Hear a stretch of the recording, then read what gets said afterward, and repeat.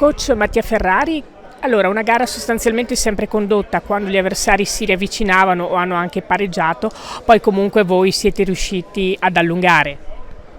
Sì, è stata una vera partita di playoff, tra l'altro molto diversa perché è un primo tempo di matrice difensiva, un secondo tempo di matrice offensiva, però noi siamo riusciti secondo me a vincere con merito, siamo stati praticamente sempre avanti, abbiamo risposto colpo su colpo alle difficoltà e siamo riusciti a portare a casa una partita veramente delicata.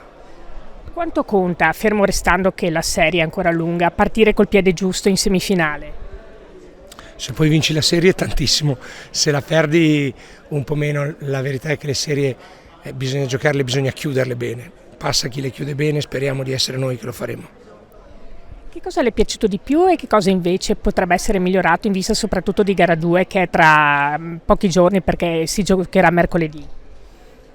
Non ci siamo scomposti né fermati di fronte alle difficoltà, abbiamo sempre trovato delle risposte tenendo conto che abbiamo giocatori in condizioni veramente precarie, vidi Galmarini, ma soprattutto contento, come avete potuto vedere, è stato in campo solo perché ha grande cuore, ma la realtà è che in questo momento fa veramente fatica ad avere energie per giocare, vista un paio di vicissitudini fisiche che ha.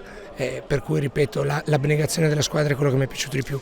Dal punto di vista delle cose da migliorare penso tutto, perché mercoledì sarà una partita completamente diversa e dovremo essere pronti a parare il colpo di fronte a una squadra che non muore mai, che ha grande qualità, è allenata molto bene e ha giocatori importanti che hanno leadership sul gruppo e soprattutto hanno un roster lunghissimo e di grande impatto fisico e atletico. Che cosa dire invece del pubblico presente quest'oggi al Taliercio? Bellissimo. Io penso che uno dei più grandi riconoscimenti che chi fa sport può avere è la presenza di un pubblico. Il pubblico del Taliercio oggi è stato numeroso, caldo, ma sono convinto che possa fare ancora meglio per spingerci ancora oltre i nostri limiti e a continuare a coltivare insieme un grande sogno.